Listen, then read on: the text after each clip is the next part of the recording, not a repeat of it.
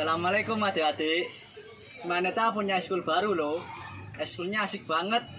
Kita bisa seru-seruan main air. Kita di sini gak harus bisa berenang. Karena di sini kita akan belajar bersama. Oke adik-adik, kita simak kegiatan kita. Oh, you make me wanna talk back to you. Say it like that. If I hate you, then find someone new. Baby, but you know I never will. No, so I choke you down just like a pill.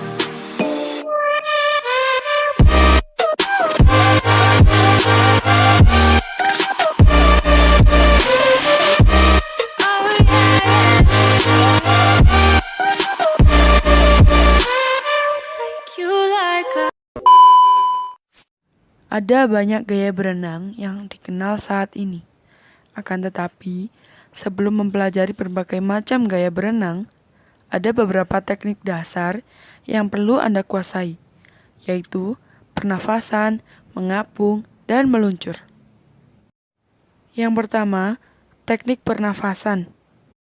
Kemampuan mengatur nafas adalah kunci keberhasilan seorang perenang. Untuk melatihnya, berdirilah di tepi kolam dengan rendah dan wajah berada di atas permukaan air. Tarik nafas melalui mulut, tahanlah beberapa saat, masukkan kepala ke dalam air, lalu hembuskan nafas melalui hidung. Yang kedua, teknik mengapung. Kunci untuk belajar mengapung atau mengambang adalah tubuh harus rileks dan tidak panik.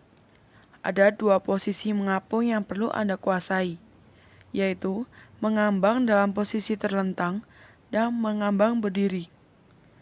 Untuk mengapung terlentang, berdirilah dengan kaki menginjak dasar kolam dan kepala menghadap ke atas. Pegang tepi kolam, tarik badan ke belakang secara perlahan dengan posisi tangan lurus sampai telinga terendam air. Nah, itu tadi gerakan dasar berenang. Jika kalian sudah mahir melakukan gerakan tersebut, maka kalian dapat mempelajari gaya renang seperti gaya dada, gaya bebas, dan gaya kupu.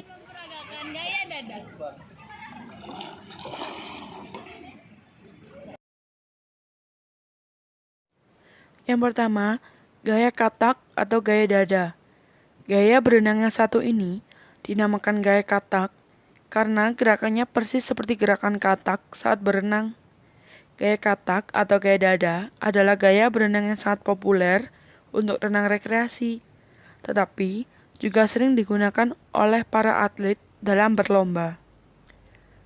Dalam gaya dada, tubuh diposisikan secara stabil seperti merangkak di permukaan air, dikombinasikan dengan gerakan kaki dan tangan. Tangan dan kaki berada di dalam air, sedangkan kepala digerakkan naik turun dari dalam permukaan air, sehingga Anda dapat melihat ke depan ketika berenang. Meskipun sama-sama menghadap ke arah permukaan air, gaya katak berbeda dengan gaya bebas. Pada gaya katak, tubuh selalu dalam keadaan tetap. Bernafas dapat dilakukan saat mulut sedang berada di permukaan air dalam waktu lama. Kaki dan tangan digerakkan secara bergantian.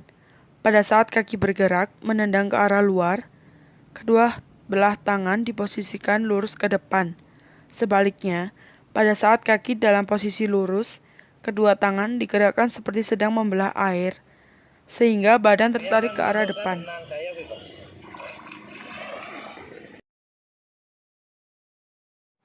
Yang kedua, gaya bebas. Sesuai namanya, gaya bebas tidak terikat pada teknik atau aturan dasar tertentu. Dibandingkan gaya berenang yang lainnya, gaya bebas akan membuat tubuh Anda melaju lebih cepat karena dapat dilakukan dengan beraneka ragam gerakan dalam berenang. Gaya bebas ini sering dilakukan baik oleh para pemula maupun perenang profesional. Renang gaya bebas dilakukan dengan menelungkup, yaitu posisi badan dan wajah menghadap permukaan air. Lalu kaki dan tangan bergerak untuk menarik dan menendang air. Tangan digerakkan bergantian dengan gerakan seperti mengayuh, sedangkan kaki digerakkan ke atas dan ke bawah. Untuk mengambil nafas, Anda dapat menolehkan ke arah kanan atau kiri di atas permukaan air. Lakukan saat lengan digerakkan keluar dari air sehingga posisi tubuh menjadi miring. Saya akan meragukan gaya kupu-kupu. Oke, simak guys. Yang terakhir, gaya kupu-kupu. Gaya kupu-kupu diciptakan pada tahun 1933 dan merupakan hasil perkembangan dari gaya dada. Gaya renang paling baru ini termasuk cukup sulit untuk dipelajari. Selain itu, untuk berenang dengan gaya kupu-kupu, Anda harus memiliki tenaga yang cukup kuat.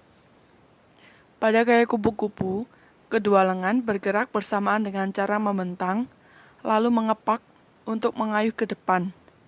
Gerakan menyerupai gerakan sayap kupu-kupu ini membutuhkan tenaga yang besar dan koordinasi yang baik. Gaya kupu-kupu sering disebut juga gaya lumba-lumba. Posisi badan harus menghadap ke arah permukaan air, lalu kedua lengan ditekan ke bawah secara bersamaan, lalu digerakkan ke arah luar sebelum diayunkan ke depan. Sementara itu, kedua kaki menendang ke atas dan ke bawah secara bersamaan. Seperti gerakan sirip lumba-lumba. Pernapasan dilakukan melalui mulut pada saat kepala berada di luar air. Sebelum kepala muncul ke permukaan air, udara diembuskan secara kuat dari hidung dan mulut. Sekian video ini. Terima kasih. Mana Taswim? Jaya!